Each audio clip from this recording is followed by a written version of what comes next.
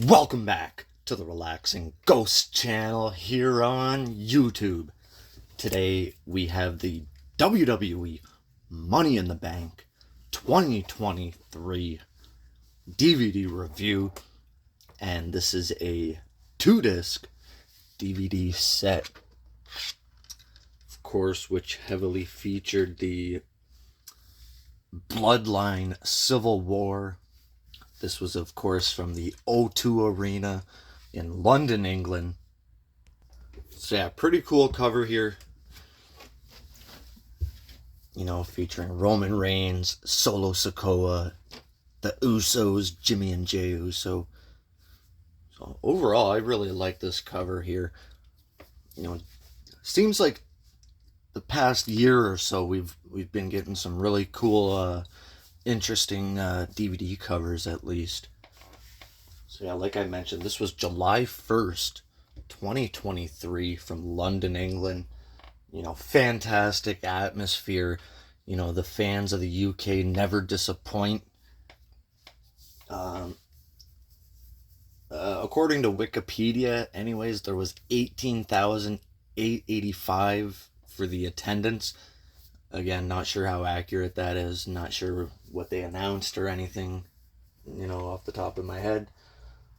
But I'm sure it was, 28,000 or so, what they announced on pay-per-view. Well, there was only 7 matches here, and let's kind of take a look at this a bit closer. You know, who will be the ones?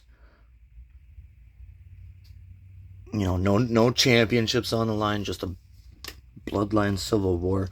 We do have a kind of a spoiler spine, as I like to call it, with our Money in the Bank winners, which I'm not a fan of. I for the Rumble, the Chambers, the Money in the Banks, events where there's pretty high stakes, I wish they would kind of avoid spoilers, whether it's on the covers, the spines, the even the back. Like, I don't want to pick up a DVD and immediately know who's winning matches and whatnot. It's a really big pet peeve of mine. You know, there's a really cool shot of Seth Rollins on the back here with that World Heavyweight title. I don't know if he wore that gear more than once, but I think he wore that at Night of Champions. And man, Seth Rollins just looks amazing with that World Heavyweight title. I think he did wear that. I think that is a shot from Night of Champions. Here's the Night of Champions DVD. It looks like the same gear. They could have just, photoshopped it on there, whatever. So yeah, I did head to Walmart this past week, and I was able to find both Money in the Bank and SummerSlam. Unfortunately, there's no stickers, there's nothing inside except the discs. So yeah, this disc art, you guys know I'm not a fan of, but disc 2 looks decent. I do like the white disc. But that font, that color, if it's a blue, it's showing up as blue on camera. It just might be a white, but it's kind of showing up blue. Not a fan of how they did that. And I'm starting to wonder if Walmart's getting cheap with their stickers. WWE isn't giving them. So yeah, only 7 matches on this event. Of course, we had our 2 Money in the Bank ladder matches, between one for the men, one for the women. We had Damian Priest, Ricochet, Logan Paul, Nakamura, LA Knight, Santos Escobar, and Butch, also known as Pete Dunne. And my pick was LA Knight. I also thought Logan Paul might have won it, but WWE went with Damian Priest here. Ronda Rousey and Shayna Baszler defending the women's tag team titles versus Liv Morgan and Raquel Gonzalez. Apologize. We had pretty good IC title match. Not sure if it's Gunther's best match of the year, but he defended the title against Riddle here. And congratulations to Gunther, Walter, whatever you'd like to call him, officially passing Honky Tonk's record. I don't know if it was this past week or a couple of weeks ago now, but he is the official longest reigning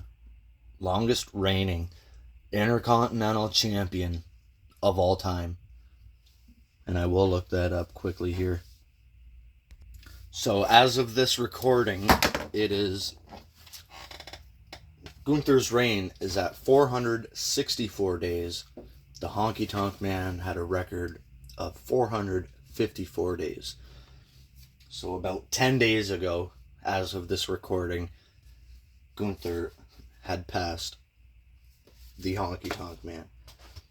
It was a good run, Honky, while it lasted, but it in my opinion, it seems like WWE is really trying to rewrite the history books. We've seen it recently, and that's just, evolution of the business, with the New Day and the Usos becoming some of the longest running tag team champions of all times, beating Demolition's records, even though they're completely different titles. Again, Bianca Belair holding the women's title for, I believe, 400 days or so, becoming one of the longest running women's champions of all time. I don't think Austin Theory did anything. And then, of course, we know Roman Reigns.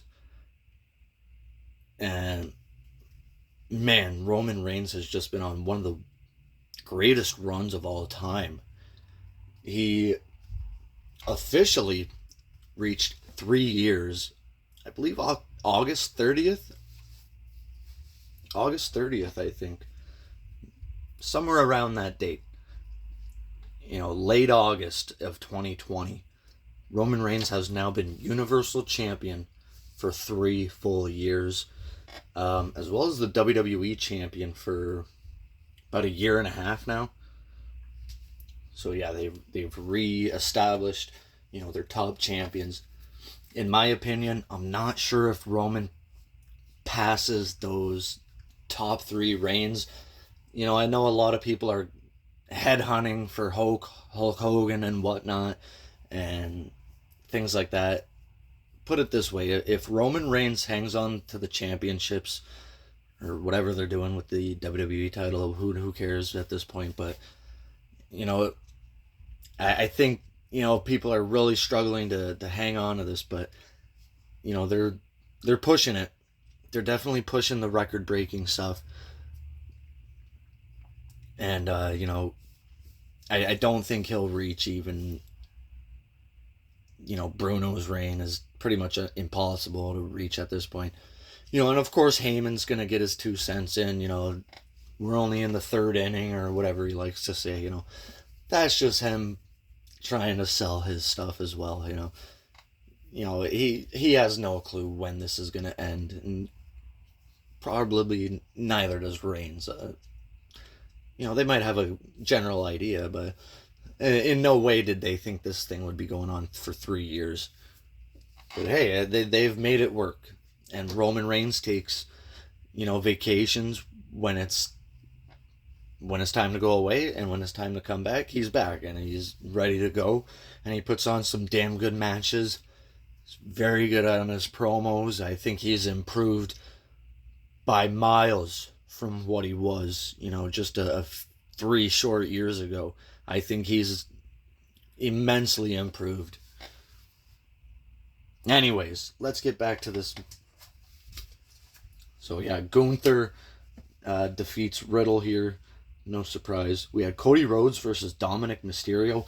A pretty good match, honestly, man. Dominic Mysterio just has loads of heat.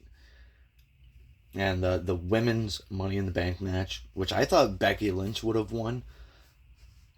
Also, Zoe Stark, I could have seen winning. Give it to someone new, which they did. We had Becky Lynch, Bayley, Trish, Zoe Stark, Zelina, and Io Sky, who ended up winning. Seth Rollins versus Finn Balor, I thought was a really good match, man. Those two have some very good chemistry.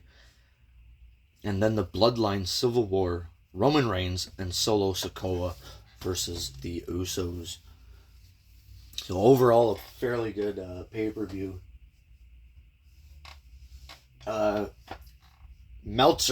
Meltzer star ratings. I like to bring him up every once in a while. Meltzer really liked the men's Money in the Bank ladder match. He gave that 4.5 stars. He also gave the women's ladder match 4 stars. Rollins and Balor 3.5.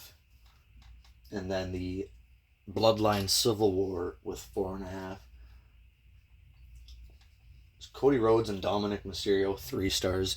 I don't know if he intentionally tries to nuke people's ratings. You know, if he holds grudges because Cody left AEW, I'm not sure. But in my opinion, if I think a match is good, I'm gonna tell you if it's good. It's hard to judge off Meltzer's ratings sometimes. So let's take a quick look at the back. I did forget to mention this is about 289-minute runtime, or close to 5 hours. So yeah, very cool atmosphere, like I mentioned. You know, we got a shot of Cody Rhodes, Dominic, the Usos, Gunther, and Riddle there, and then Liv Morgan and Raquel.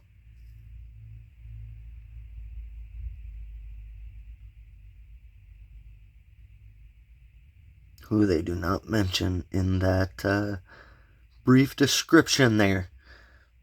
And man, you really got to feel for those women's tag titles. They have gone through numerous injuries over the past year or two. And man, it's just a shame. It's just a shame that, you know, so many of these fantastic women have to, you know, go through this, you know, traumatic injuries and whatnot. But anyways, I thought this was a pretty good show. I'm not sure if the press conference is included with this DVD set. Okay, there is, and there is a few extras. Thanks to WrestlingDVDNetwork.com. I was able to quickly pull this up for you guys. On SmackDown, we had Sheamus versus Solo. A promo here, which was the night before the Bloodlines are drawn. We also had the Money in the Bank press conference. So yeah, pretty cool stuff here. Overall, definitely give it a thumbs up. Let me know your favorite matches and moments from the Money in the Bank 2023. As always, we'll talk to you later. Peace.